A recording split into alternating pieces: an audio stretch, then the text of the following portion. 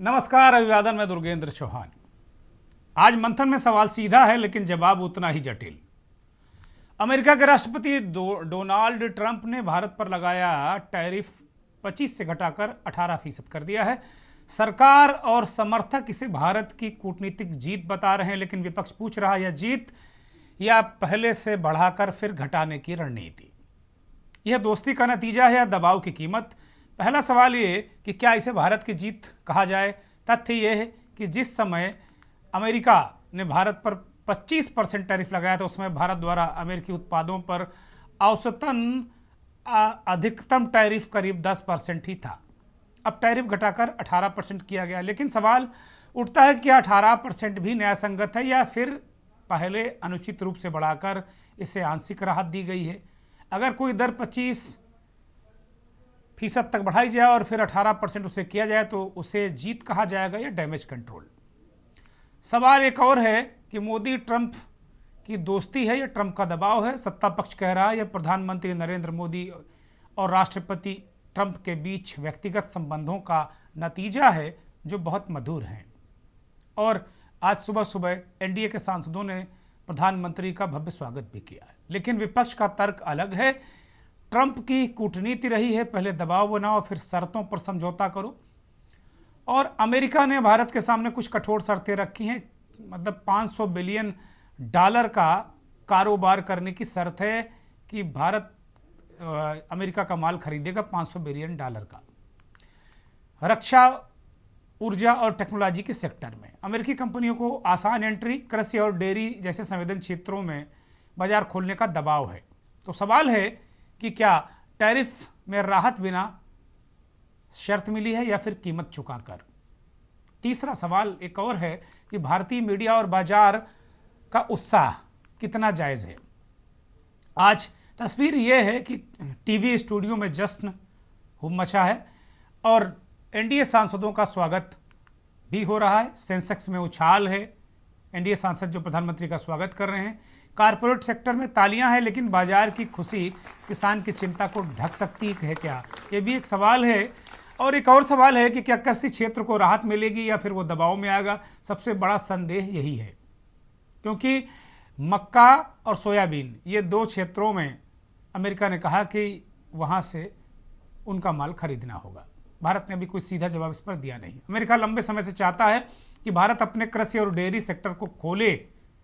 अमेरिकी जो जीएमओ फसलें हैं और डेयरी है उसके उत्पादन को यहाँ प्रवेश मिले और बदले टैरिफ में, इसके बदले टैरिफ में रहा। तो क्या इसका सीधा असर पड़ेगा छोटे किसानों पर, सहकारी डेयरी मॉडल पर, एमएसपी और फसल सुरक्षा पर। इसीलिए विपक्ष कह रहा है कि यह समझौता किसानों के लिए खतरे की घंटी है। कई नेताओं ने कहा कि यह 70% देश की आबादी के साथ छलावा है। यूरोपियन यूनियन से तुलना क्यों जरूरी है? क्योंकि यूरोपियन यूनियन के साथ हालिया समझौते में टैरिफ घटाने के साथ लेबर लॉ, पर्यावरण मानक और कृषि सुरक्षा पर स्पष्ट शर्तें रखी गई। भारत अमेरिका समझौतों में शर्तें कितनी पारदर्शी हैं, संसद और देश को पूरी जानकारी अभी देना बाकी है। जीत या समझौता, दबाव की राजनीति। तो आज मंथन में मूल सवाल यही है कि क्या भारत की रणनीतिक जीत है या ट्रंप की ट्रेड डील पॉलिटिक्स है। क्या शेयर बाजार की मुस्कान के पीछे किसान की चिंता छिपी है। और सबसे बड़ा सवाल कि क्या देश को पूरी सच्चाई बताई जा रही है। इन्हीं सवालों के साथ आज हम मंथन में सरकार, विपक्ष और विशेषज्ञों से पूछेंगे यह टैरिफ समझौता है और या फिर राहत, और किसके हित में।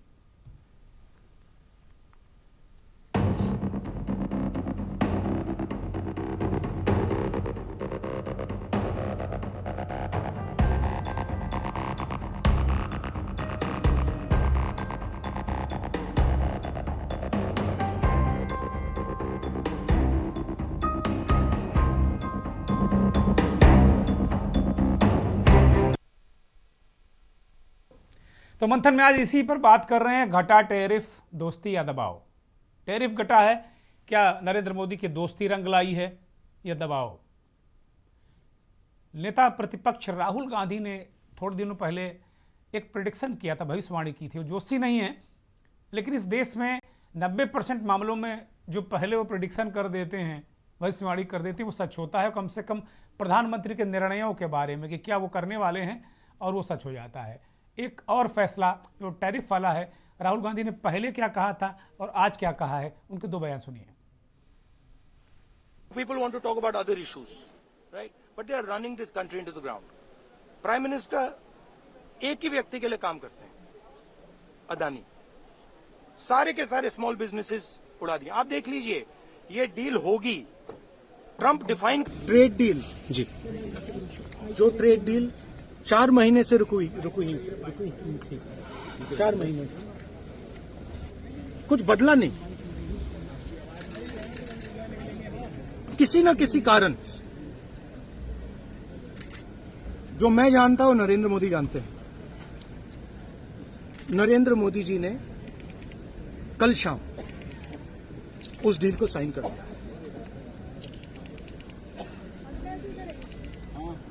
नरेंद्र मोदी जी पर प्रेशर है, भयंकर प्रेशर है, और नरेंद्र मोदी जी का जो इमेज का गुब्बारा है, जो हजारों करोड़ रुपए लेकर बनाया गया था, वो फूट सकता है। आप सब समझिए कि इस ट्रेड डील में आपकी मेहनत को, आपके खून पसीने को नरेंद्र मोदी जी ने बेच दिया है, और वो इसलिए बेचा है क्योंकि ये कॉम्प्रोमाइज्ड है जी। नरेंद्र मोदी जी डरे हुए हैं क्योंकि जिन लोगों ने उनकी इमेज बनाई है, वो अब उस इमेज को फोड़ने लगे हैं जी। संसद के बाहर राहुल गांधी ने आज इस पर रिएक्शन दिया और वो कह रहे हैं कि प्रधानमंत्री कंप्रोमाइज्ड हैं, यानी उन्होंने कोई समझौता किया है। और वजह क्या है? राहुल गांधी दावा कर रहे हैं कि ये उन्हें और प्रधानमंत्री को मालूम है। दो ही लोग जानते हैं इस देश में, राहुल गांधी और प्रधानमंत्री नरेंद्र मोदी, कि नरेंद्र मोदी ट्रंप के आगे क्यों झुके हैं। ये बात राहुल गांधी कह रहे हैं। बहुत सारे आपके स्क्रीन पर ये ग्राफिक्स दिखते रहेंगे कि किन देशों में क्या टैरिफ है। आज ये भी दावा किया जा रहा था कि भारत में, एशिया में अगर देखें तो चीन पर ज़्यादा है, बांग्लादेश पर ज़्यादा है, पाकिस्तान पर ज़्यादा है, हमारे पास केवल 18% हम पर लगाया है। एक और बात आई कि भाई अमेरिकी उत्पादों पर जो टैक्स होगा भारत में वो 0% होगा। अब इससे कैसे काम चलेगा? उनके उत्पादों पर हम टैक्स नहीं लेंगे। अमेरिका ने कहा कि इसके बदले वो औद्योगिक उत्पादन पर भारत के जो 13.5% से घटाकर 0% करेगा। ये बहुत सारा एक मिस्ट्री है। उद्योग मंत्री पीयूष गोयल ने एक प्रेस कॉन्फ्रेंस भी शाम को की और उन्होंने कहा कि जो राहुल गांधी हैं वो देश को बदनाम करते हैं, उनको देश की भलाई अच्छी नहीं लगती। बहुत सारी इस तरह की बातें की हैं। अब सीधे डिबेट की तरफ चलते हैं। हमारे साथ विजय खेड़ा, भारतीय जनता पार्टी के वरिष्ठ नेता प्रवक्ता जुड़े हुए हैं। स्वागत विजय जी। डॉक्टर अनित सिंह कांग्रेस के प्रवक्ता हैं, नेता हैं, वो भी आ गए हैं, बहुत स्वागत। मिताली निकोरे इस देश की जानी मानी युवा आर्थिक विश्लेषक हैं, वो भी हमारे साथ आ गए हैं। प्रोफेसर डॉक्टर अमन अग्रवाल, निदेशक एवं प्रोफेसर भारतीय वित्त संस्थान, हमारे साथ जुड़ गए हैं, जाने माने विद्वान हैं। प्रोफेसर अग्रवाल, आपका बहुत स्वागत, बहुत धन्यवाद, बहुत आभार। हमारे साथ मनीष शर्मा, राजनीतिक विश्लेषक हैं, वो भी इस कार्यक्रम में आ चुके हैं, बहुत स्वागत, बहुत धन्यवाद। तो सभी मेहमानों का स्वागत, धन्यवाद। और सीधे विजय खेड़ा से इस कार्यक्रम को शुरू करते हैं। विजय खेड़ा जी, प्रधानमंत्री कंप्रोमाइज्ड हैं, इसलिए देश के साथ ये कंप्रोमाइज़ कर रहे हैं वो अमेरिका के हित में, ये आरोप है नेता प्रतिपक्ष का।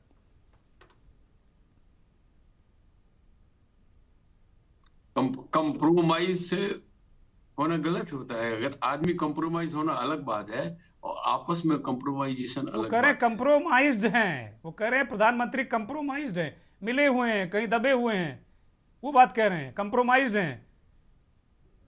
मैं कह रहा हूँ कंप्रोमाइज का मतलब उनका ये है कि दब के, लेकिन सवाल ये है कि दबा तो वो है अमेरिका।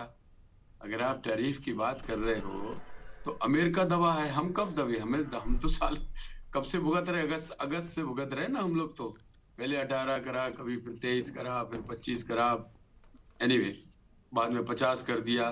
क्या हमने तेल खरीदना बंद किया? अगर हम डरे हुए होते तो पहले दिन तेल खरीदना बंद कर देते। हम खरीदते रहे। हमने कोई कंप्रोमाइज नहीं किया। हाँ, ये जरूर कंप्रोमाइज करती रही मनमोहन सिंह सरकार, हर जगह पे कंप्रोमाइज किया, चाहे चाइना हो, चाहे पाकिस्तान हो, चाहे 600 लोग मरे हो बंबई में, वो अलग चैप्टर है, हम ज्यादा नहीं उसमें जाएंगे। हमारे कंप्रोमाइज का जहां तक सवाल है, आ, आप ये बताइए कि जिस दिन टैरिफ बढ़ाई गई थी तब भी हम चौड़े होके घूमते रहे, और जो हालात थे कि सारे लोग पूरी दुनिया के अमेरिका से डरे हुए थे, बिग ब्रदर की तरह उसको ट्रीट करते थे। उस जमाने में भी जब हमारी शुरुआती दौर में इसने बढ़ाया था, हमने तब भी नहीं किया, और हमने बाकी और कई 20-22 देशों से अपना निर्यात बढ़ा दिया, और हमने न तो फार्मास्यूटिकल इंडस्ट्री गिरने दी, ना हमने दूसरी एग्रीकल्चर प्रोडक्ट्स के साथ कंप्रोमाइज किया, ना ही हमने जो उनके यहाँ से आयात होता था उस पर कंप्रोमाइज किया। तरह तरह से उसने सताया, तरह तरह से हमको धमकियां दी गई। इस बीच हमने बल्कि अपने दोस्तों से भी और दोस्ती पक्की कर ली, और जो हमारे साथ न्यूट्रल थे उनको भी हमने बता दिया। आखिरी चैप्टर, कफिन में जो आखिरी कील लगती है, last nail to the coffin जो हम लोग बोलते हैं, वो भी हमने ही लगाई जब पूरा यूरोप के जो यूनाइटेड देश हैं उनके साथ समझौता हमारा कर गया। जो सबसे सबसे बड़ा उसको तीर मारा हमने, जिससे वो बिल्कुल घायल हो गया है ट्रम्प। हम वो भाषा इस्तेमाल यूज नहीं करना चाहते हैं ट्रम्प को, हम उसी राजनीतिक डिप्लोमेटिक भाषा में बोलेंगे कि जिस तरह से हमको परेशानियां उसने पैदा की ट्रम्प साहब ने, उसके बावजूद भी हम सर्वाइव करे और कहीं पर हम गिरे नहीं। और आज भी 18% जो टैरिफ आया है और जो उसने विड्रॉ किया है, हम तब भी दोस्ती संभाले रहे, तब भी हमने इनवाइट किया रूस के प्रेसिडेंट को। तब आप किसी जगह तो हम तभी भी ईरान से हमने अपनी दोस्ती बढ़ा ली, हमने चबाहार पे बराबर कब्जा। अरे क्या किस दुनिया की बात करता है आदमी, इसको इंटरनेशनल पॉलिटिक्स की राहुल गांधी को जीरो ज्ञान है ही नहीं। आप देख रहे हैं हमने ईरान जैसा आदमी के साथ भी साथ कर रहे हैं हम, और उसके बावजूद चबाहार लेने के बाद भी हम आज अमेरिका में टैरिफ नीचे ले आए। अरे ये तो डिप्लोमेसी की एक सबसे बड़ी जीत होगी, ऐतिहासिक। पिछले 70 साल में पहली ऐसी विपत्ति आज तक हिंदुस्तान ने देखी नहीं। Thank you Vijay Khera, thank you. Doctor Anit Singh respond करिए, डॉक्टर अनित सिंह रिस्पॉन्ड करिए, बोलिए। अनित सिंह हम आपको सुन नहीं पा रहे, बोलिए, ऑडियो ठीक कीजिए। हाँ, दुर्गेंद्र जी, आपके दर्शकों को नमस्कार। नमस्ते। अब हिंदुस्तान की जो फॉरेन पॉलिसी है, फॉरेन डिक्टेट्स है, वो हमें हिंदुस्तान के नेताओं से, मंत्रियों से नहीं मिलने वाली है। अब उसके इजहार यूएस के राष्ट्रपति ट्रंप किया करेंगे। यूएस बताएंगे कि हमें सीज फायर कब करना है, वही ट्वीट करेंगे तो हमें पता लगेगा। यूएस बताएगा कि हमें चबाहार का पोर्ट कब सरेंडर कर देना है। यूएस बताएगा कि कब हमें रशिया से ऑयल खरीदना है, कब नहीं खरीदना है। यूएस डिक्टेट करेगा कि कब वेनेजुएलन ऑयल हमें खरीदने की जरूरत पड़ेगी, और यूएस बताएगा कि आप टैरिफ कितना रखेंगे। देखिए, अभी तक रेसिप्रोकल टैरिफ का सिस्टम हुआ करता था, हम हिंदुस्तान उसका डबल टैरिफ लगाया करता था। आज हिंदुस्तान का ये जो म्यूचुअल एग्रीमेंट था, 50% का जो टैरिफ हिंदुस्तान के एग्रीकल्चर क्षेत्र को बचाने के लिए किया जाता था, आज वो घटाकर 0% कर दिया गया है। और जो अमेरिका जो टैरिफ लगाता था वो 25% से घटाकर 18% कर दिया जाएगा। इसमें कई सारे सेक्शन है, मेजॉरिटी पे सिर्फ 5% का टैरिफ लगता था, लेकिन अगर हम इन टोटलिटी भी बात करें तो आज की जो परिस्थिति है उसमें 18% का टैरिफ अमेरिका लगाएगा, हिंदुस्तान 0% का टैरिफ लगाएगा। ये किसके लिए विन विन सिचुएशन है? इसको हम अपने शब्दों में टोटल सरेंडर कहेंगे। हमारे मित्र उनको किस तरीके से डिकोड करते हैं ये मैं उनके ऊपर छोड़ता हूं। देखिए, मैं आपके सामने पूरी तरीके से बेबाकी से बताना चाहूंगा कि ये आनन फानन में ये ट्रेड डील क्यों करी गई है। इसके पीछे दो बड़े रीजन है। एक, पर्सनल कॉम्प्रोमाइज, एक व्यक्ति के लिए पूरे देश को झुकना पड़ रहा है। ये मैं शब्द बार बार इसलिए इस्तेमाल कर रहा हूं क्योंकि ये बात आपके नेता ने भी कही है, डॉक्टर अनित सिंह, ये बात आपके नेता ने भी कही को कंप्रोमाइज हैं। बोलिए। मैं बताना चाहूंगा कि एक एक्सटेंड फाइल का एक लीक आता है जिसमें हमारे देश के प्रधानमंत्री का नाम का जिक्र होता है, जिसमें देश के एक बड़े उद्योगपति का नाम का जिक्र होता है, और उस व्यक्ति का नाम होता है जो एप्सिन फाइल, जो खुद एप्सिन के साथ जिनके ईमेल के आदान प्रदान हुए हैं। उसके बाद इजराइल की जिस तरीके से यात्रा करी जाती है, ये सारा का सारा एक खुला चैप्टर है। किस तरीके से देश के किसानों का, आप यहाँ पे बैठे हुए सारे पैनल के साथियों के साथ मेरी उम्मीद है कि वो इस बात पे ध्यान देंगे कि हिंदुस्तान के कृषकों को अपने प्रोडक्ट को अमेरिका में बेचने के लिए 18% का टैरिफ देना पड़ेगा, और अमेरिका के किसानों को हिंदुस्तान के 140 करोड़ लोगों का बाजार फ्री में गिफ्ट के तौर पर दिया जा रहा है। ये कैसा ट्रेड डील है, इसको आप कैसे डिकोड करेंगे, ये हमारे पैनल पे बैठे हुए मित्र अच्छी तरीके से समझ सकते हैं। ये देखिए, हिंदुस्तान के विदेश नीति को पूरी तरीके से सरेंडर करने का काम किया गया है आज। थैंक यू, धन्यवाद। विजय खेड़ा, 20 सेकंड का रिएक्शन, सिर्फ 20 सेकंड। मैं आज उसको टाइट रखूंगा ताकि सबको समय मिले। बोलिए। क्या ये हिंदुस्तान की इज्जत का सवाल है, इसलिए मुझे एक सेकंड के लिए बताना पड़ेगा। आप क्या चाहते थे? पाकिस्तान को कब्जा करके भुखमरों को और साथ में ले लें हम लोग? आप क्या चाहते थे? हमने उन पे हमला किया, एयरपोर्ट सारे नष्ट कर दिए उनके। एक टैरिफ पे बात करिए सर, आज टैरिफ पे जो बोले उस पे बात करिए आप। तो हमारे यहाँ 50 लाख विधवाएं होती, समझे आप? लड़ाई हर सूरत में रोकना चाहिए। कहना बड़ा आसान है, सीज फायर करके तो सबसे अच्छा काम ही किया हमने। अपने लोगों को मरने से बचा दिया, माताओं को बच्चों से महरूम होने से बचा लिया, विधवाओं को होने से बचा दिया, और हमने लड़ाई भी लड़ ली और जिता भी दिया। क्या यार, क्या चेहरा लेके बात करते हो आप? दुर्गेश जी, इनको बताइए कि क्या होगा। सीज फायर उनके कहने से किया हमने अपने आप को बचाने। ठीक है, अब ये बहुत पुराना टॉपिक, हम आज किसानों के हित की बात कर रहे हैं, देश के हित की बात कर रहे हैं। वो पुराने, हम नेहरू जी ने क्या किया था उस पर नहीं आएंगे। Thank you very much. आप दोनों का पक्ष आ गया। प्रोफेसर डॉक्टर अमन अग्रवाल बहुत ही जाने माने विद्वान हैं, निदेशक हैं, प्रोफेसर हैं भारतीय वित्त संस्थान के, बहुत लंबा अनुभव, 25 सालों से अधिक का अनुभव, विदेश में भी काम करने का, अंतर्राष्ट्रीय मुद्रा कोष में भी आपने काम किया है। प्रोफेसर अग्रवाल, बिल्कुल नीरछीर विवेकी तरीके से दिल पर हाथ रखकर इस डील को कैसे देखते हैं आप? देखिए जी, पहली बात, अभी डील की क्लैरिटी आनी जरूरी है, जिसमें भी पीयूष गोयल साहब ने भी कहा है कि हम बताएंगे, जॉइंट स्टेटमेंट आएगी। अभी पूरी तरह क्लैरिटी नहीं है, क्योंकि जो ट्रंप की स्टेटमेंट आई है कल, जो उन्होंने दी थी, जो आज सुबह हमें मिली थी, उसके हिसाब से जो 25% रेसिप्रोकल टेस्ट लगाया था उन्होंने, टैक्स, उसमें कटौती 18% की है। दूसरा, उनकी जो स्टेटमेंट आई थी वो ये कहा था कि जो 25% हम आपके ऊपर पेनल्टी टैक्स लगा रहे हैं जो ऑयल खरीदने पे, रशियन ऑयल खरीदने पे, उसको भी हम हटाएंगे, प्रोवाइडेड आप कंफर्म करें कि हम रशियन ऑयल बंद कर रहे हैं। पहली बात तो भारत सरकार ने, बहुत प्रधानमंत्री जी ने, जयशंकर जी ने और मंत्रालय ने भी कंफर्म कर दिया था कि हिंदुस्तान की नीति, चाहे वो पेट्रोल को लेके हो, चाहे वो ट्रेड को लेके हो, हिंदुस्तान डिसाइड करेगा भारतीय के और भारत के आगे देख के कि किस कैसे बेटर रहेगा उनके लिए। ये कोई भी देश नहीं डिसाइड करेगा कि क्या चीज़ हमें लेनी है, किससे लेनी है, किससे नहीं लेनी है। तो इसके ऊपर भी अभी क्लैरिटी नहीं आई है। तो जहाँ तक मेरी अंडरस्टैंडिंग है, जो स्टेटमेंट्स मैंने ट्रंप की पढ़ी थी और जगह की भी पढ़ी है, उसके हिसाब से 25% जो है वो 18% होता है। 25% जो पेनल्टी टैक्स टैरिफ लगाया था वो कहीं रिमूव करते हुए नज़र नहीं आ रहा है। जो ट्रंप ने कहा है कि हम रिमूव करेंगे, कंडीशनल रिमूवल है वो, कि अगर आप रशियन ऑयल बंद करते हैं। इंडिया के मंत्रालय से या इंडिया के किसी भी डिपार्टमेंट से अभी तक ये खबर नहीं आई है कि हम रशिया से ऑयल नहीं खरीदेंगे। तो अगर हम नहीं रोकेंगे उसको, तो इन एनी केस वो ट्रंप 25% नहीं हटाएगा। तो इसमें एक थोड़ी सी एम्बिग्विटी है। बाकी ट्रेड डील क्या होगी क्या नहीं होगी, 500 बिलियन डॉलर की करनी है, 1 ट्रिलियन डॉलर की करनी है, ये एक मेरे विचार में अच्छा सुझाव है ट्रंप साहब का। हमें हिंदुस्तान को या किसी भी देश को इसको लेके चलना चाहिए, नॉट बिकॉज कि वो अमेरिका है, बट किसी भी देश के साथ हम ट्रेड बढ़ाना चाहते हैं, फैसिलिटी बढ़ाना चाहते हैं हिंदुस्तानी को, और हिंदुस्तान को प्रगति की तरफ लेके जाना चाहते हैं, तो इसमें मेरे को कोई निराशाजनक बात नहीं लगती है।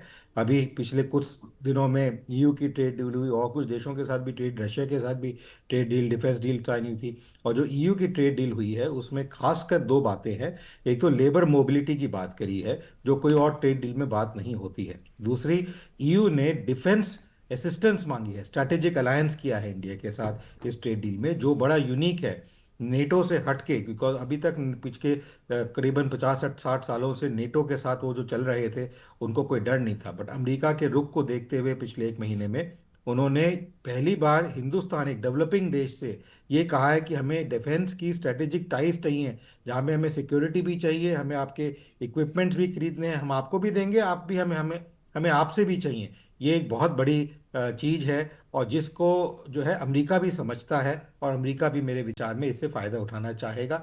तो हमें कोई दिक्कत नहीं है, कोई खरीदना चाहता है खरीदे, हम हमसे पैसा दे, हमारे इक्विपमेंट जो खरीदना चाहता है खरीदे।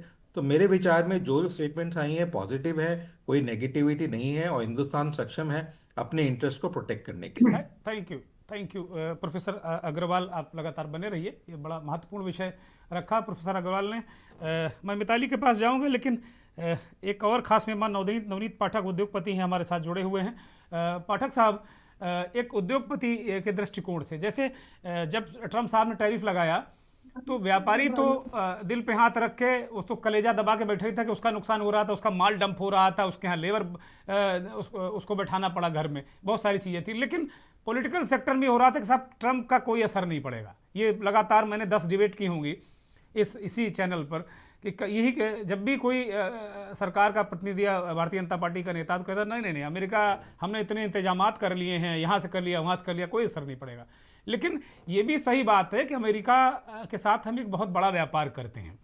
अब आज इसी ट्रेड डील पर एक तरीके से उल्लास है, चारों तरफ खुशियां हैं, चारों तरफ लोग प्रसन्न भी हैं। तो एक उद्योगपति के दृष्टिकोण से इस डील को कैसे देखते हैं, उसके तमाम चीज़ें अभी विशेषज्ञों ने सामने भी रखी हैं। देखिए, अभी मैं अमन जी को भी सुन रहा था और उनकी बात से पूरी तरह से सहमत भी हूँ। ये जितना ज्यादा खुशी का माहौल बनाने की जरूरत है, अभी इतनी खुशी का कोई माहौल बना नहीं, हालांकि सकारात्मक चीज हुई है। हम आज 18% की टैरिफ ड्यूटी पर आ गए हैं।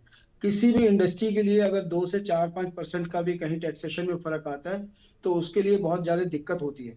और दिक्कत इस संदर्भ में होती है कि जो कॉस्ट हमारी किसी भी प्रोडक्ट की आज अमेरिका के अंदर पड़ेगी ड्यूटी के बाद, तो उसके कंपटीशन में बहुत सारे और भी देश है जहां से चीजें सस्ती मिल जाती हैं।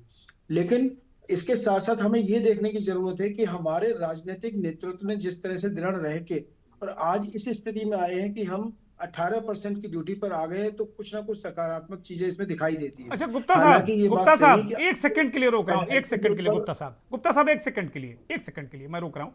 चेक, मेरी बात दिमाग में आ गई। ये जो पूरा वितंडावाद होने से पहले टोटल जो टैरिफ था वो कितना था? इस बवाल से पहले टैरिफ इंपोज करना, हटाना, घटाना, बढ़ाना, इससे पहले अधिकतम कितना टैरिफ लगता? 5 से 10% के बीच प्रोडक्ट टू प्रोडक्ट टैरिफ था जो यूएस में हम लोगों को देना पड़ता था, और बढ़ने के बाद वो 25% हुआ। फिर उसमें रशियन ऑयल का एक फैक्टर डालते हुए 25% की और पेनाल्टी ऐड हो गई। तो उससे हमारी चीजें, हमारे एक्सपोर्टर को काफी ज्यादा नुकसान हो रहा था।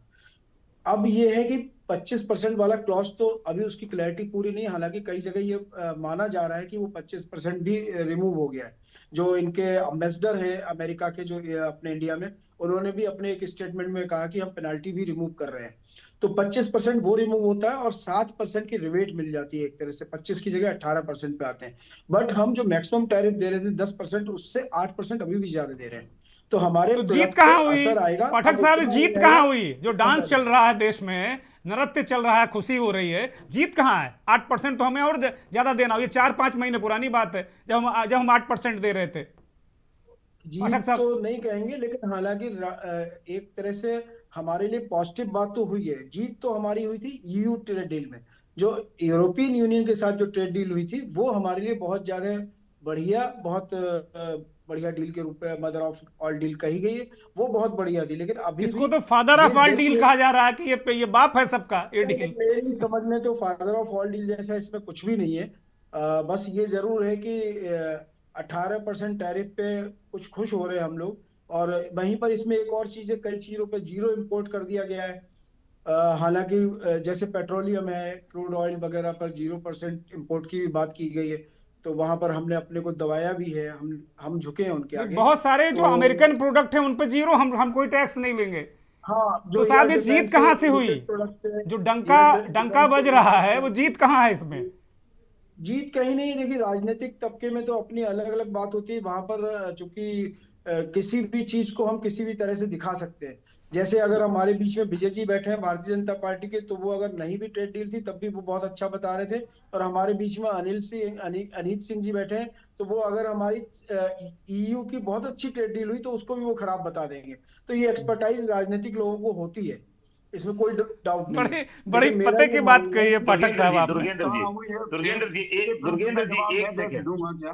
ठीक है, ठीक है, बोलिए बोलिए अनित सिंह, बोलिए डॉक्टर अनित सिंह, बोलिए बोलिए। दुर्गेंद्र जी, देखिए हमारे लोकतंत्र की यही खूबसूरती है कि हम पॉलिटिकल पार्टीज के अपने ओपिनियन हो सकते हैं, लेकिन एक उद्योगपति के तौर पर, एक न्यूट्रल पर्सनालिटी के तौर पर नवनीत पाठक जी का मैं स्वागत करूंगा कि उन्होंने खुल के नहीं बताया कि अगर जो 5 से 10% की टैरिफ हुआ करती थी वो बढ़कर अब 18% हो गई, तो ये जीत कैसे है? आप नहीं खुल के बताया, अपनी बात नहीं कह पाते, यही यही यही उन्होंने दिक्कत है। बताया सुनिए, भाई, उनको अरे फेस करना पड़ेगा, बताया उन्होंने। और हमारे साथ इस कार्यक्रम में AIIA के पूर्व चेयरमैन अनिल गुप्ता जी भी आ गए हैं। बहुत स्वागत अनिल जी, आपका बहुत धन्यवाद, आभार आपका कार्यक्रम में समय देने के लिए। हम एक ब्रेक पर जा रहे हैं, ब्रेक के बाद अनिल गुप्ता जी के पास जाएंगे।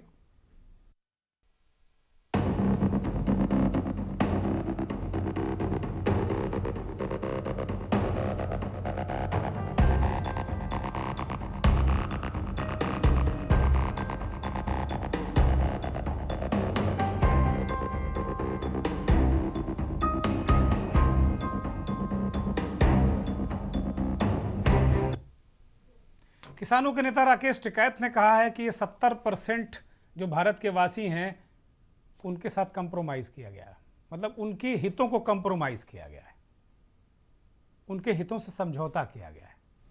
कंप्रोमाइज़ ऐसा शब्द है कि उसमें उलझ जाएंगे तो गजब है। हमारे साथ अनिल गुप्ता, पूर्व चेयरमैन IIA हैं। गुप्ता साहब, सीधे आपकी तरफ रुख कर रहा हूँ। अब तक बहुत सारी चीज़ें आप लोगों ने समझ ली होंगी। अभी पाठक साहब ने बताया कि साहब 5 से 10 पड़ता था, बहुत घटा के, जिसे हम समझौतों का बाप कहा जा रहा है, जिस समझौते को, उसमें फिर भी 8% हमें ज़्यादा देना पड़ेगा। बहुत सारी चीज़ें भी क्लियर नहीं है। गुप्ता साहब जी बोलिए साहब। देखिए, जो डील के बाप की बात हो रही है वो तो EU के साथ में हो रही है। अमेरिका के साथ में 18% टैक्स कर दिया गया 50% से घटा के। उसमें देखिए क्या है कि जो पहले 5 और 10% की बात थी वो खाली हिंदुस्तान में जैसे थी, अब स्थिति क्या है कि अमेरिका ने ये इंपोर्ट ड्यूटी सभी देशों पे लगा दी है। अब सभी देशों के कंपैरिजन में ये देखना पड़ेगा कि 18% और 5% में फर्क कितना रहा है।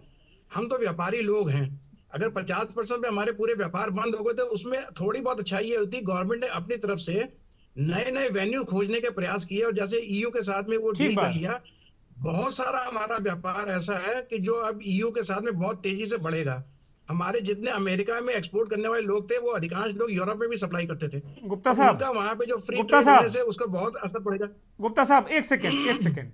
अब इस पर अपने जवाब में जरा ये भी शामिल कर लीजिएगा कि जो यूरोपियन यूनियन वाली डील है वो कब से शुरू होगी, कब से मैच्योर होगी, जरा ये भी बता दीजिएगा हमारे दर्शकों को।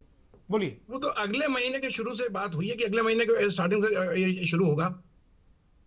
हाँ बोलिए, आप कंप्लीट करिए, अपनी बात रखिए आप। जी, बाकी जो 18% वाली बात है, 18% के कंपैरिजन में ये है कि उन्होंने दुनिया के सब देशों पे ड्यूटी बढ़ा दी उन्होंने, तो इसलिए अब 18% पे हमारी कॉम्पिटेंसी बनती है, हम कॉम्पिटिटिव हो जाएंगे। और हमारा बहुत बड़ा $86 बिलियन का हमारा व्यापार है, वो जो बहुत बड़े दिक्कत में था। अब हमारी उद्योगों के लिए तो मैं ये देख रहा हूँ कि काफी फायदे की चीज हुई है, ये अच्छी डील हुई है, ये सही समय पे आई है। यूरोप भी हमारा खुल गया है, अमेरिका भी अब खुल जाएगा, तो हमारे उद्योगों के लिए तो ये मुझे लगता है आने वाले समय में ये बहुत अच्छा होगा। एक्सपोर्ट हमारे बहुत बढ़ जाएंगे यहाँ से हमारे, और उद्योग जो है इसमें जितने हमारी MSMEs हैं उनके उनके लिए तो काफी अच्छी डील है भाई साहब ये। जी थैंक यू। मिताली निकोरे जानी मानी आर्थिक विश्लेषक हैं, MSME पे काफ़ी अच्छा काम है मिताली निकोरे का, जहाँ तक मैं जानता हूँ। मिताली निकोरे, गुप्ता साहब ने आपके लिए एक बढ़िया टॉपिक छेड़ दिया है। वो कह रहे हैं कि MSME के लिए बिल्कुल धन वर्षा हो जाएगी, दिवाली है MSME के लिए। और दूसरा मसला ये है कि मैं ज़रा ये समझना चाहता हूँ कि भाई पहले कोई हमें 50 थप्पड़ मारे, फिर कहे अब नहीं तुम्हें हर महीने हम 18 मारेंगे, और पहले जब बहुत शुरुआत में केवल मुझे 5 ही मारता था वो, और हम कहें कि ना अरे भाई साहब क्या बात कर रहे हैं, वो पाकिस्तान को भी मारता है, वो रूस को भी 3 थप्पड़ मार रहा, वो चीन को भी 12 मार रहा, अगर हमें 8 मार रहा, 6 मार रहा तो बहुत अच्छा, हम बड़े प्रसन्न हैं। मिताली जी।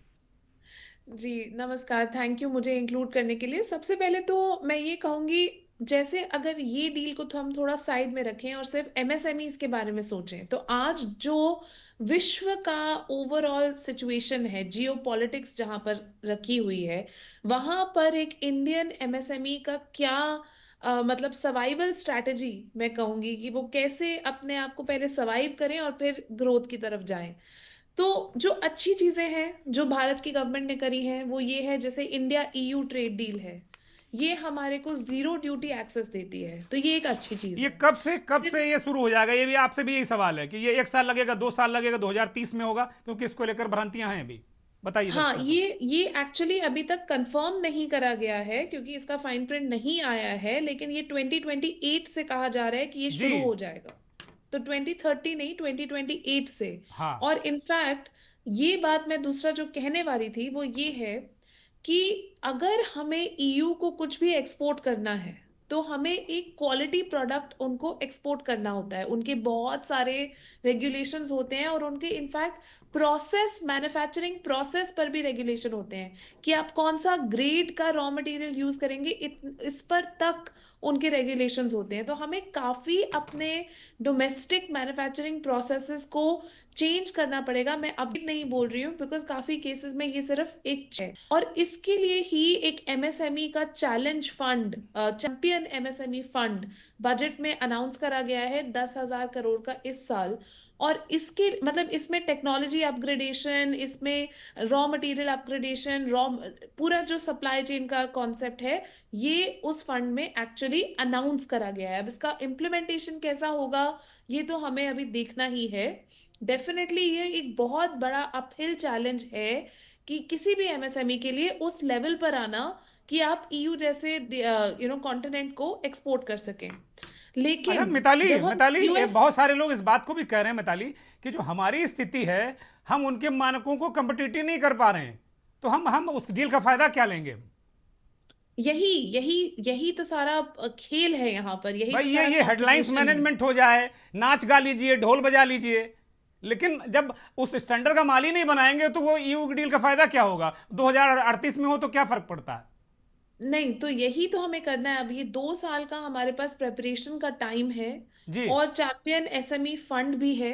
तो इसका ये मतलब बिल्कुल ये सही नहीं कहा। है कि मतलब हम हाथ पैर बैठ जाएं कि नहीं, मतलब हम तो कर ही नहीं पाएंगे। हम कर सकते हैं, हम अपग्रेड भी कर सकते हैं, लेकिन एक उसके लिए नेसेसरी कंडीशन है। और मैं बहुत खुश हूं कि यहाँ पर गवर्नमेंट, सारी गवर्नमेंट्स के रिप्रेजेंटेटिव्स हैं इस कॉन्वर्सेशन में।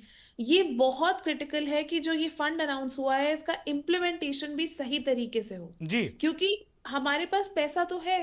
तो एमएसएमईज की सपोर्ट करने के लिए पैसा तो अनाउंस कर दिया गया है बजट में, और उससे ज्यादा क्या हो सकता है।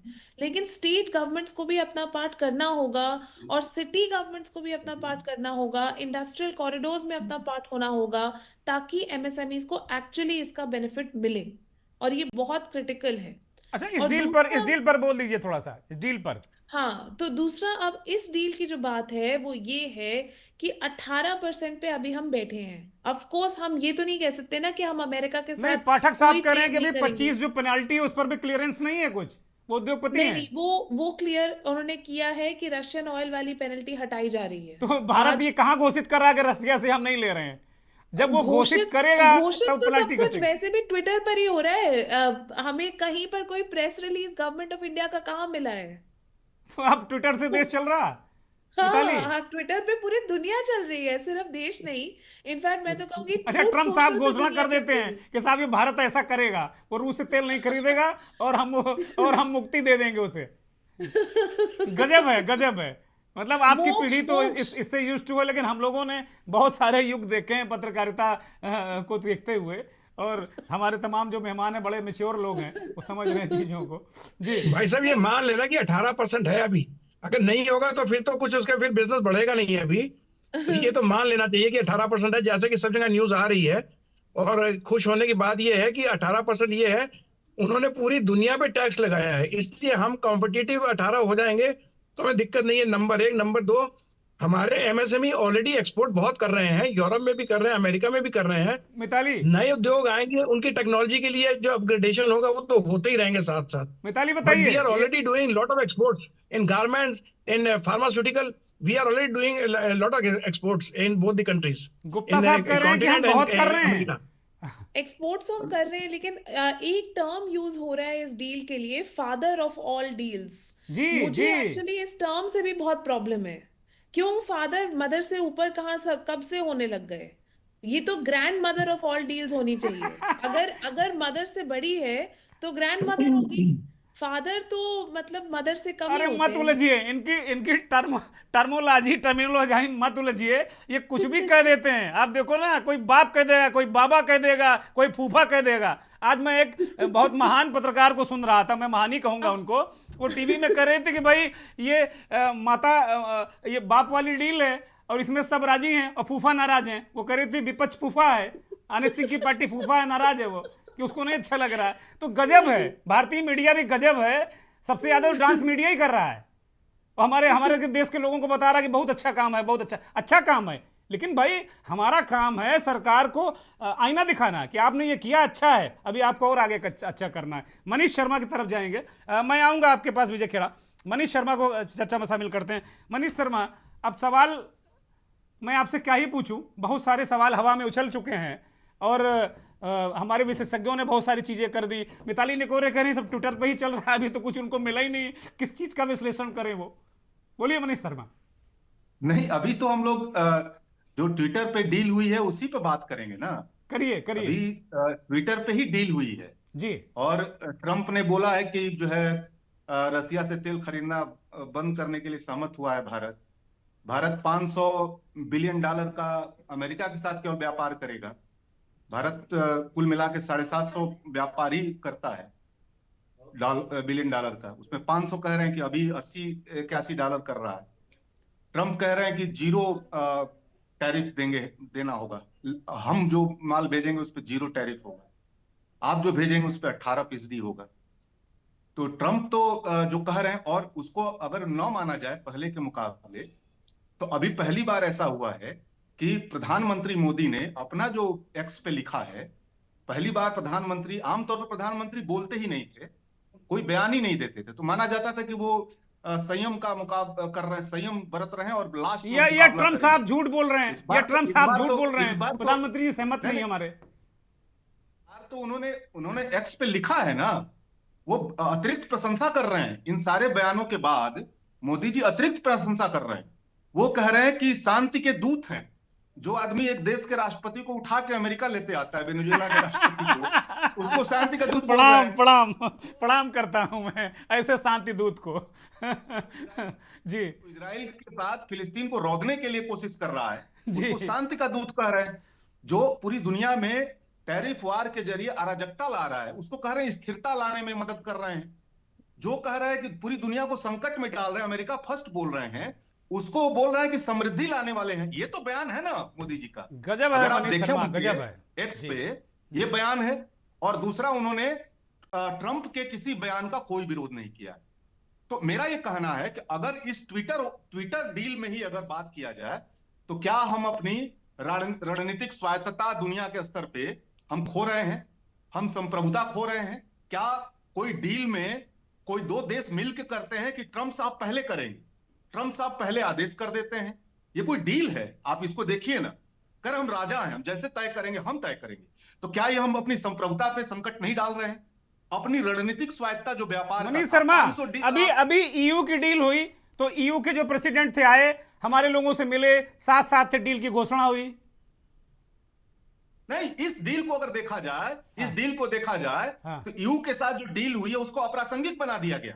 $500 का कहा जा रहा है, तो ईयू के लिए बचाएगा क्या?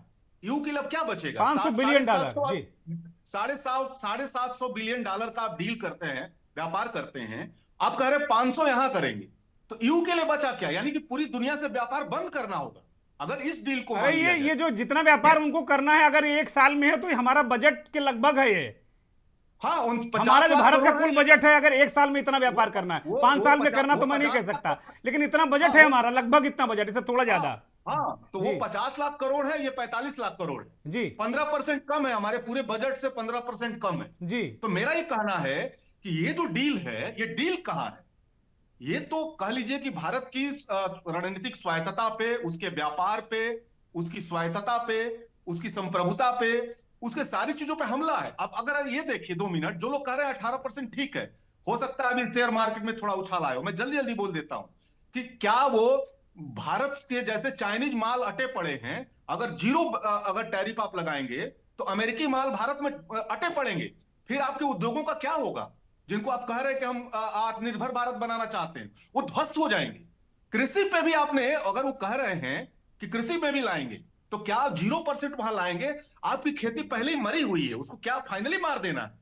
तो क्या कर रहे हैं आप अगर ये ट्विटर डील जो हुई है, अगर इस आधार पे बोले तो भारत ध्वस्त होने जा रहा है। उसकी विदेश नीति, उसकी संप्रभुता, उसकी स्वायत्तता, उसकी उसकी रणनीतिक स्वायत्तता सब। और तीसरी बात, भारत जो है ग्लोबल साउथ का जो एक नेता माना जाता था, तीसरी दुनिया का नेता माना जाता था, वो स्थान वो खो देगा। अमेरिकी लॉबी का देश के बतौर उसकी पहचान बनने लगेगी। तो दुनिया में जो उसकी पहचान थी कमजोर देशों के साथ खड़ा होने का, ठीक है, और ग्लोबल साउथ के साथ खड़ा होने का, उसका क्या होगा? तो मैं तो कह रहा हूं कि ये अगर यही डील है फाइनल, जो मैं नहीं जानता, तो भारत के लिए इससे बड़ा कोई शर्मनाक बात नहीं हो सकती। मनीष शर्मा, आप नहीं जानते, कोई नहीं जानता है डील फाइनल है कि नहीं है। विजय खेड़ा बोलिए, रिस्पॉन्ड करिए। मैं तो इसी डील पे कह रहा हूं, मैं इस डील के ट्विटर डील पे कह रहा हूं। मिताली बोलिए, बोलिए मिताली। ये तो अभी बस ट्वीट है। क्या कह रही है मिताली? मिताली क्या कह रही? मैं बस एक चीज कहना चाहती हूँ इससे पहले कि आगे बाकी लोग बोले, विच इज कि अभी ये सिर्फ एक अनाउंसमेंट है, ये सिर्फ एक ट्वीट है, और ये दोनों रिलेशनशिप्स के बीच में एक थॉ हुआ है कि मतलब हाँ अब हम आगे बढ़ेंगे, लेकिन डील तो आगे जाकर, जब अगर गवर्नमेंट ऑफ इंडिया हमें कोई डॉक्यूमेंट नहीं देती है तो हम उसे डील नहीं कह सकते हैं, और कोई भी टर्म्स हम उनको ऑफिशियल नहीं कह सकते हैं। ठीक है, विजय जी बोलिए। मैं ये कह रहा हूं, अब ये बात बोलना, ये तो हमेशा एक परिकल्पना, हाइपोथेसिस कर रहे हैं यहाँ लोग बैठ के। कुछ लोग ये कह रहे हैं कि अब ये होएगी तब होएगी। अरे भाई, अब होएगी या नहीं होगी वो तो छोड़ दीजिए। प्रश्न ये उठता है, क्या दोनों देशों के संबंधित अधिकारियों ने, टॉप मोस्ट लीडर्स ने नहीं बोल दिया कि ये होगा? इसके बाद ट्रंप के कहने के बाद भी अगर आपको शक है तो देखी जाएगी। फिर आज की तारीख की बात की। अरे ट्रंप की सारी बातों में हमें शक है भाई। उसने ट्रंप ने कहा कि ऑपरेशन सिंदूर हमने रुकवाया, हमें शक है, इस बात पर हमें शक है। प्रश्न का जवाब कोई नहीं दिया है। चौहान साहब, आपने एक सटीक प्रश्न किया है, जीत कहाँ हुई? तो प्रश्न तो आपको भारतीय जनता पार्टी से, बाकी तो जवाब दे नहीं पाए इस बात का कोई। जीत यहाँ हुई कि हमारे पड़ोसी देशों का टैरिफ हमसे ज्यादा है, तो हम टेक्सटाइल और फार्मास्यूटिकल में किंग बनेंगे, पहले से बड़े। जो दो इंडस्ट्रीज हैं जिन पर हमारा, आप तो इस तरह हंस रहे जैसे ना जब छक्का नहीं लगा पाता है कोहली, तो आप कहते हैं इसलिए आउट हो गया तो पल्ला टेढ़ा था। आता जाएगा है नहीं जिनको, वो भी उसको बोलेंगे कोहली क्यों आउट हुआ।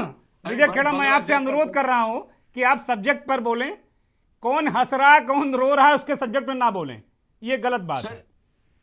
आप सीधे सब्जेक्ट पर बोलें और अपना तर्क रखें। ये बहुत यहाँ बड़े विद्वान लोग हैं और आप भी विद्वान व्यक्ति हैं, आपसे अपेक्षा है कि इसको बहुत गंभीरता से लें। There was nothing to laugh at me. नहीं, आप पे बिल्कुल नहीं लाभ रहे तुम। आप पे कौन हंसेगा? आप कहते हैं मैं बोल रहा हूं तो उनको सब्र रखना चाहिए, तब मैंने बोला है। मैं ये कह रहा हूं कि हमारे पड़ोसी देश, जो हमारी जो मेन रीढ़ की हड्डी है एक्सपोर्ट की, फार्मास्यूटिकल एंड एग्रीकल्चर, जिसके लिए हम लड़ रहे थे, तो फार्मास्यूटिकल में हमारे जो कॉम्पिटिटर हैं मेन चाइना है, एग्रीकल्चर में हमारे बांग्लादेश। चाइना से आप लड़ पाएंगे? चाइना से लड़ पाएंगे आप? 18% टैरिफ हमारी इन सबसे कम है, पहली बात। दूसरी बात, हमने ये शर्त नहीं मानी अमेरिका की कि पर्टिकुलर एग्रीकल्चर प्रोडक्ट्स के लिए वो जिद करते थे आपको हमसे ही लेना पड़ेंगे, हमने उसमें सहमति नहीं व्यक्त की। तीसरी बात, हमने वेनेजुएला से तेल तब उस स्थिति में लेंगे जब मुझे वो सस्ता देगा, रूस से भी सस्ता देगा। तीनों में जीते हैं। नहीं देगा, फिर प्रश्न नहीं देगा। वेनेजुएला का तेल महंगा है, वेनेजुएला का तेल महंगा है और खराब भी है। उसको प्रोसेस करने में आपके पैसे बहुत लगेंगे। पढ़ लीजिएगा जरा इसको, जाके भी देख लीजिएगा। तो तभी खरीदेंगे जब हमें उसमें लाभ मिलेगा, नहीं तो क्यों खरीदेंगे? तो आपको जो 25% पेनाल्टी है ना, वो झेलनी पड़ेगी। पेनाल्टी झेलनी पड़ेगी 25% अगर आप रूस से तेल खरीदेंगे। बोलिए डॉक्टर अनित सिंह, बोलिए, रिस्पॉन्ड करिए विजय खेड़ा साहब की बात का जवाब दीजिए। डॉक्टर अनित सिंह बोलिए। एक्सपोर्ट करते हैं अब रिफाइंड करके, हमें फायदा होगा तो खरीदेंगे। ठीक है, thank you. Doctor Anit Singh बोलिए। जितेंद्र जी, अब जब यहाँ पे हम सिर्फ ट्विटर को ही खंगाल रहे हैं और ट्विटर पे ही डील के डिटेल्स देख रहे हैं, तो हमें अमेरिकन राष्ट्रपति के ट्वीट को भी खास तौर पे देखना पड़ेगा। उसमें ये लिखा गया है अपॉन मोदीज रिक्वेस्ट, और ये डील इंस्टेंट हुई है, इमीडिएट इफेक्ट से हुई है। अभी जो हमारी जो मित्र यहाँ पे बोल रही थी मिताली जी कि 2 साल का टाइम दिया गया है यूरोपियन यूनियन के साथ जो डील है ये उसमें प्रिपरेशन के लिए। क्या आपको लगता है कि अमेरिका का मार्केट इतना आसान है कि वहां पे बिना किसी प्रिपरेशन के अमेरिका इंडियंस एंटर कर सकते हैं, और वो भी 18% टैरिफ के साथ? हमें समझने की जरूरत है कि ये टोटल फेल्योर है, टोटल कोलैप्स है हमारी गवर्नमेंट का। और उसको अभी जो हमारे जो मित्र मनीष जी यहाँ पे बोल रहे थे, उन्होंने काफी संयमित शब्दों का इस्तेमाल किया, लेकिन हम लोग एक पॉलिटिकल पार्टी हैं, इसलिए हम फुल ऑन अटैक करते हुए बोलते हैं कि ये टोटल सरेंडर है मोदी साहब का, कि किस तरीके से ये डील करी गई है। यहाँ एग्रीकल्चर प्रोड्यूस की बात कर रहे हैं आप। 3 महीने पहले मोदी साहब का एक भाषण सुनिए, उसमें वो कहते हैं कि यहाँ के किसानों के लिए उनको कितनी भी पर्सनल लॉस हो उसको झेलने के लिए तैयार है। मैं पूछना चाहता हूं कि कौन से लॉस की बात कर रहे थे, और आज अगर डील हुई है तो उनको कौन सी लॉस हुई है, और अगर लॉस नहीं हुई है तो कौन सी सीक्रेसी थी जो उनकी मेंटेन करी गई है जिसकी बदौलत ये डील हुई है। आप ये इतने सवाल उनसे पूछिए, वो बता नहीं पाएंगे। देखिए, मैं बार बार ये कहना चाहता हूं कि आज अगर ट्वीट को ही आपको खंगालना है तो आप एक और ट्वीट भी खंगालिए। जो एग्रीकल्चर जो सेक्रेटरी है वहां की, ब्रूक रॉलिंस, उनके ट्वीट को आप खंगालेंगे तो उसमें आपको पता लगेगा कि new US India deal will export more American farm products to India massive market, lifting prices and pumping cash into rural America.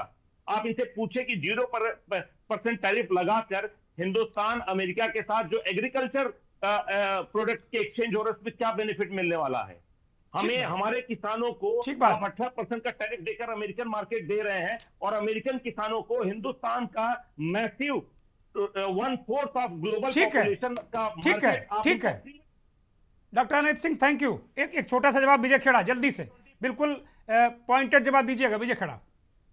Deficit देखिए, यहाँ पे अच्छी बात क्या है आप समझने की कोशिश करिए कि हिंदुस्तान जितने भी बड़े देशों के साथ ट्रेड होता है, सिर्फ अमेरिका ही इकलौता ऐसा है जिसमें हमारा ट्रेड डेफिसिट नहीं है, हम वहां पे ट्रेड सरप्लस में हैं। और आज जो डील हुई है उसके वजह से वो किला भी भेद हो जाएगा। मैं आपके सामने पूरी जिम्मेदारी के साथ कहना चाहता हूं कि आप ये जो ब्रूक रॉलिंस के जो स्टेटमेंट है उसको आप देखिए, पढ़िए, आप समझिए कि रूरल अमेरिका को किस तरीके से फायदा होगा, और हमारा जो रूरल इकोनॉमी है वो पूरी तरीके से चौपट होने वाला है। धन्यवाद डॉक्टर अनित सिंह, शब्दों का इस्तेमाल किया था। धन्यवाद, थैंक यू।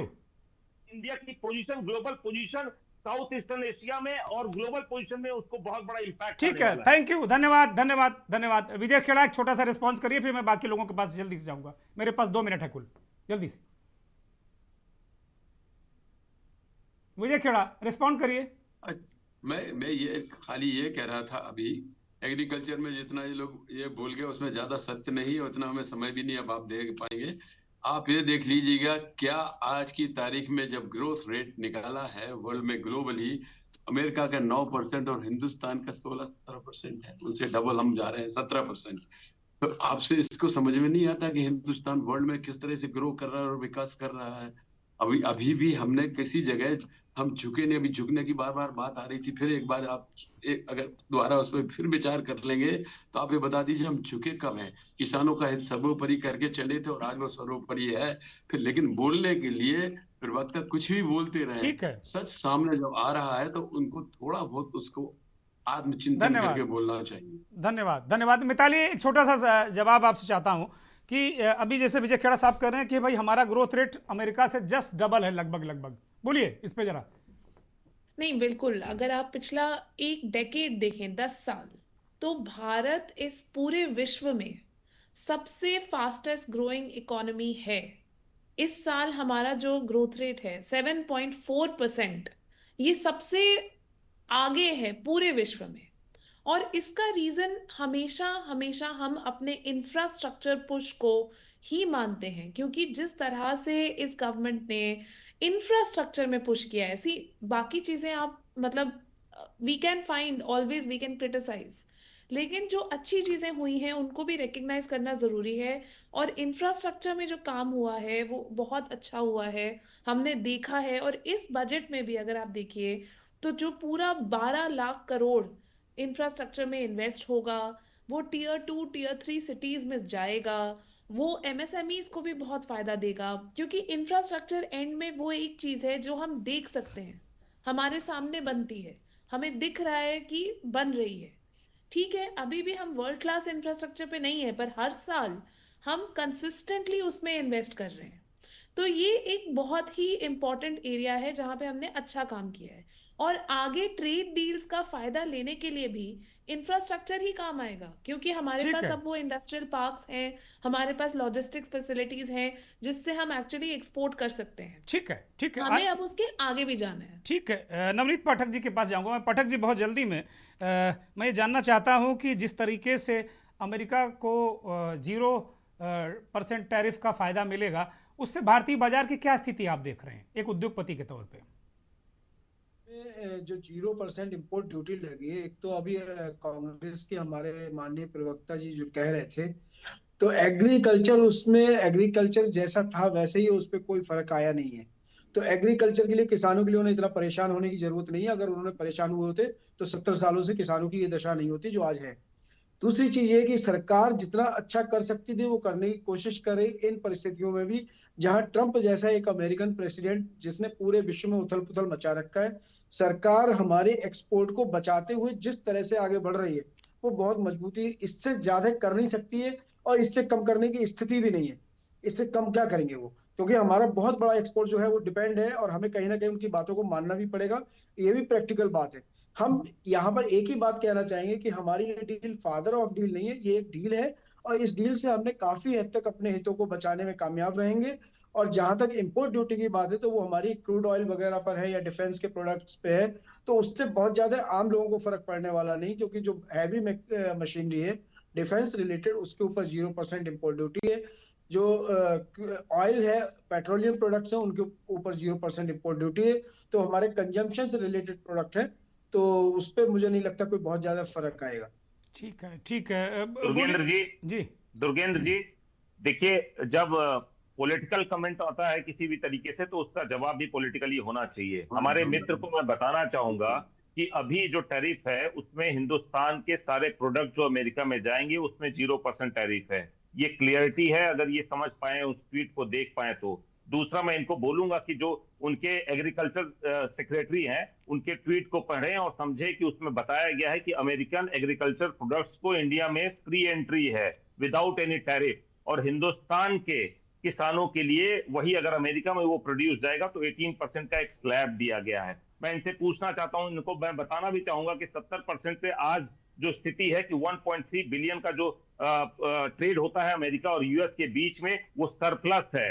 इनकी जानकारी के लिए होना चाहिए, आज वो सरप्लस ट्रेड भी हम गंवाने वाले हैं। ये किस ठीक है, चीज को डिफेंड कर रहे हैं, पहले इनको समझना चाहिए। इन्होंने ही कहा कि 5 से 10% का टैरिफ होता ठीक था, है, आज जो 18% आ रहा है। जो आपने एग्जांपल दिया वो एग्जांपल देके समझाइए कि किसी को 50 चार्टे लग रहे हो और अगर अब 18 चार्टे लगेंगे तो आप इसको जीत बताएंगे, हार ठीक है, बताएंगे, क्या बताएंगे, ये इनको कैलकुलेट कर।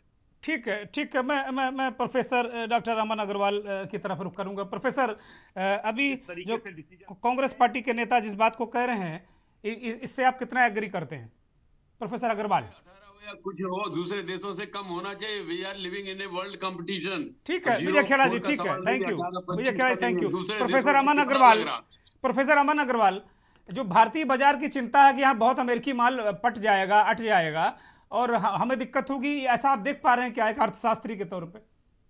देखिए, ये जो पहली बात अमेरिका एक्सपोर्ट करता है वो बहुत हाई एंड गुड्स एक्सपोर्ट करता है, चाहे वो सेमीकंडक्टर्स में हो, चाहे वो ईवीज में हो, चाहे डिफेंस इक्विपमेंट्स में हो, चाहे वो सॉफ्टवेयर स्ट्रक्चर्स में हो।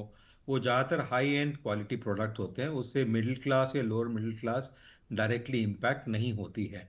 सेकेंडली, जैसे मैं पहले भी कहा, अभी इस ट्रेड डील के ऊपर, जिसको हम डील कह रहे हैं, कोई क्लियर डेटा या इंफॉर्मेशन मंत्रालय की तरफ से या अमेरिका की मंत्रालय की तरफ से, सेक्रेटरीज की तरफ से नहीं आई है। तो मेरे विचार में तब तक ये अटकलें लगाना कि ये ट्रेड डील हो गई है या कुछ हो गया या नहीं हुआ है, क्लैरिटी नहीं है। जहाँ तक ट्रम्प का स्टेटमेंट है वो बड़ा क्लियर है। 25% जो रेट्रोस्पेक्टिव टैक्स उन्होंने सारे देशों पे लगाया था उसको उन्होंने कम करके 18% कर दिया है। बाकी 25% कंडीशनल है, अगर हिंदुस्तान रशिया से ऑयल खरीदना बंद करता है। अभी हमने एक महीना पहले रशिया के साथ कॉन्ट्रैक्ट किया है जब पुतिन साहब हिंदुस्तान आए थे। तो मेरे विचार में मेरे कोई भी ऐसा नज़र नहीं आता है कि जहाँ पे रशिया से ऑयल लेना हम बंद करेंगे। पिछले 2 सालों में हिंदुस्तान की ऑयल कंपनीज ने काफ़ी पैसा इकट्ठा किया है, सेव करके, कम दाम पे ऑयल खरीद के, हिंदुस्तान पे उसी दाम पे ऑयल बेच के। तो मेरे विचार में ऐसा कोई अभी नज़ारा नज़र नहीं आ रहा है। जहाँ तक ट्रेड की बात है, हिंदुस्तान का ट्रेड लॉस की, फार्मास्यूटिकल्स के ऊपर जो हिंदुस्तान सबसे ज़्यादा ट्रेड एक्सपोर्ट करता है अमेरिका को, उस पर कोई टैरिफ नहीं है, उन्होंने नहीं लगाया है। दूसरा जो आइटम है वो जेम्स एंड ज्वेलरीज है। जेम्स एंड ज्वेलरीज जो है वो अपर मिडिल क्लास या रिच क्लास अमेरिका में खरीदती है। वो इन इलास्टिक डिमांड है उसके ऊपर, जैसे सिगरेट होती है, उसके ऊपर आदमी थोड़े दिन कंजम्पशन कम करता है, वापस उसी पे आ जाता है जब भी टैक्स लगता है। इसलिए वो टैक्स से अमेरिकन को फर्क पड़ेगा, हिंदुस्तानी जेम्स एंड ज्वेलर्स को फर्क नहीं पड़ेगा। तीसरा आइटम है आपका टेक्सटाइल्स, जो मेजर एक्सपोर्टर होता है। Hindustan Vietnam, Cambodia, Philippines, China, इनके साथ कहीं compete नहीं करता है लो एंड टेक्सटाइल्स के अंदर। वो जो compete करता है वो हाई एंड या तो डिज़ाइनर टेक्सटाइल्स होती हैं या जो अपर एंड मिडिल क्लास लेती है। उसमें भी उन लोगों को $1-2 $3 जो बढ़ेगी प्राइसेस पर कपड़े के ऊपर, उससे उनको कोई फर्क नहीं पड़ना है, बिकॉज जो $50 से ज़्यादा की शर्ट खरीद रहा है वो 50 की जगह $52 की खरीदेगा, तो फर्क नहीं है। जो $1 या $2 या $5 की शर्ट खरीदता है उसमें हम मार्केट में एग्जिस्ट ही नहीं करते हैं। तीसरी आइटम है मसालास। मसाले जो होते हैं वो हिंदुस्तानी प्रिक्योर करते हैं या हिंदुस्तान से जो के आसपास के जो देश हैं वो लोग लेते हैं। जो लोअर मिडिल क्लास सेगमेंट में है हिंदुस्तानी, वहाँ पे जैसे स्टूडेंट्स होते हैं जिनके पास कैपेसिटी पे करने की कम होती है, वो पिज़्ज़ा बर्गर खाते हैं, वो खाना बना के नहीं खाते हैं। जो हिंदुस्तानी वहाँ पे रह रहे हैं या आसपास के देश के लोग जो रह रहे हैं, उनके लिए उनकी लेवल ऑफ इनकम इतनी है कि वो अगर घी खा रहे हैं या मसाला खा रहे हैं उनको भी फर्क नहीं पड़ता। तो ये 3 मेजर आइटम्स हैं एक्सपोर्ट की जिसमें टैरिफ का एकदम से इम्पैक्ट आ रहा था। इन तीनों आइटम्स की इनइलास्टिक डिमांड है। इसलिए मैं शुरू से पिछले 1 साल से कहता आ रहा हूं, ऑल इंडिया रेडियो पे भी, संसद में भी, सब जगह, कि इनका इम्पैक्ट हिंदुस्तान पे नहीं पड़ेगा। और इसी वजह से हम 7.4% ग्रो कर पा रहे हैं। और जो इस क्वार्टर के रिजल्ट आएंगे मेरे विचार से 7.5 को भी हम क्रॉस करने की क्षमता रखते हैं और हो सकता है हो जाए। तो इसलिए जहां इतनी ग्रोथ हुई है, हमें इतना उस ट्रेड टैरिफ से डरने की बात नहीं है। जहां तक इस ट्रेड डील की बात है, एक विचारधारा आई है प्राइम प्रेसिडेंट की तरफ से, प्राइम मिनिस्टर की तरफ से, यहाँ पे भी कुछ लोगों ने उत्साह दिखाया है। हमें देखना जरूरी है कि वो ट्रेड डील में क्या निकल के आता है, जिसके हम लोगों को, हिंदुस्तानियों को और भारत को इम्पैक्ट होगा। क्या इम्पैक्ट होगा? अभी सिर्फ हम एक स्टेटमेंट के ऊपर, एक जिस स्टेटमेंट को वेलकम करना चाहिए कि हाँ कुछ पॉजिटिविटी आई है, जहां पे ये अड़ियल बच्चे की तरह बैठा हुआ था कि नहीं मैं ये करूंगा, मैं ये करूंगा, मैं ऐसा कर दूंगा, उसको हट के उसने अपने आप को गिराया है। चाहे मोदी जी का नाम लेके कहा कि उन्होंने फोन किया, या ये तो हर एक जगह कहते आए हैं कि इसने मुझे फोन किया, इसने मुझे प्री स्टॉक किया, इसने मुझे ये किया। इन्होंने तो नोबेल प्राइज के लिए भी नॉर्वे को कह दिया कि मुझे नोबेल प्राइज दो। अब इस चीजों से हम बात नहीं कर सकते हैं। जहां एक कॉन्क्रीट डॉक्यूमेंट आएगा, ठीक है। मैं अर्थशास्त्री कुछ कह पाऊंगा। Thank you professor Agarwal. Manish Sharma, एक अंतिम टिप्पणी छोटी सी, जल्दी से। अनम्यूट मनीष। अगर अमन जी की बात को सोचा जाए तो लोअर और सामान्य किस्म के सामानों से चाइना का माल पटा पड़ेगा भारत में, और जितनी ऊंचे स्तर की चीजें वो अमेरिका का माल भारत में उसको पार्ट देगा अमेरिका। इसका मतलब भारत के लिए कुछ बचेगा नहीं। दूसरा, जो ये आप कह रहे हैं कि ये जो 7% जो चीज है जीडीपी का, जो कह रहे हैं कि 7% ग्रोथ रेट जी, उसको सारे अंतरराष्ट्रीय संस्थाओं ने सी ग्रेड में डाल दिया। कहा है डाटा में ही गड़बड़ी है। और भारत के बड़े अर्थशास्त्री अरुण कुमार जैसे लोग और कह रहे हैं ये 4.5% से 4% ज्यादा नहीं है। तीसरा, ये जो पूरा भारत की इकोनॉमी है, जीडीपी में जो आता है वो केवल संगठित क्षेत्र आता है, जो एमएसएमई उसमें नहीं आती, कृषि उसमें नहीं आता है। तो भारत की सही तस्वीर नहीं है, अगर वो 7% भी सही तस्वीर नहीं है। ठीक है प्रोफेसर अमन अग्रवाल कुछ बोलना चाहते हैं। मनीष, किसी डील पे नहीं लगा है, जीरो टैरिफ नहीं है, ये क्यों मान के चल रहे हैं? जब आप कह रहे हैं कि अभी बाद में जब आएगा तब समझेंगे, तो अभी आप क्यों कह रहे हैं कि कृषि पे डील नहीं लगा है, कृषि पे जीरो टैरिफ है? तो ये तीनों सेंटर से मैं कह रहा हूं, तो अभी ट्रंप के बयान के बाद और मोदी के बयान के बाद का ही हम निष्कर्ष निकाल सकते हैं। ठीक है प्रोफेसर अग्रवाल, छोटी सी टिप्पणी जल्दी से। हाँ जी, जहां आप चाइना और अमेरिका की बात कर रहे हैं, बड़ी अच्छी बात करी। आपको ये जानना जरूरी है कि पूरे विश्व के अंदर मध्यम वर्ग के जो लोग होते हैं सबसे ज्यादा होते हैं, और कंजम्पशन स्पेंडिंग जो होती है उन्हीं के पास सबसे ज्यादा पावर होती है। बहुत जो अमीर होता है वो बहुत ज्यादा खर्चा नहीं करता, जो खर्चा करता है एक निमित लंबे तुले चीजों पे और बाहर के चीजों पे करता है। और जो बिल्कुल गरीब होता है उसके खर्चे से भी राष्ट्र नहीं चलते हैं। तो मेरे विचार से समझना जरूरी है, हिंदुस्तान में भी जो मिडिल सेगमेंट है सबसे लार्जेस्ट होता है। तो इसलिए अमेरिका और चाइना के बेसिस पे हिंदुस्तान नहीं चलेगा। हिंदुस्तान सर्वाइव कर रहा है हिंदुस्तान की वजह से, चाइना और अमेरिका की वजह थैंक से यू, नहीं। बहुत बहुत धन्यवाद सभी मेहमानों का। चूंकि अब टाइम ओवरशूट कर गया, मैं आगे इस चर्चा को नहीं बढ़ा सकता। बहुत धन्यवाद। बड़ी महत्वपूर्ण, बड़ी बौद्धिक चर्चा रही, और जो मंथन से जो सार निकला वो ये है कि अभी डील क्या है, अभी कागज़ पर कोई कागज़ नहीं हाथ में, सारे लोग यही बात को कह रहे हैं। ट्रम्प साहब ने कोई एक्स पर पोस्ट किया, जो उनका अपना हैंडल है सोशल मीडिया, उस पर पोस्ट किया। इधर मोदी साहब ने पोस्ट कर दिया, अमेरिकी वाणिज्य मंत्री ने कहा कि ये होगा, इन्होंने कहा। तो अभी ट्विटर एक्स पोस्ट और तमाम जो सोशल मीडिया हैंडल हैं उन पर ये डील हो रही है। मतलब डील तो हो ही होगी, लेकिन भाई बात उस पर हो रही है। जब कोई ठोस डॉक्यूमेंट आएगा तो बहुत सारी चीज़ें स्पष्ट चलेंगी। लेकिन सत्ता पक्ष डंका बजा रहा है और विपक्ष को शंका है। नमस्कार।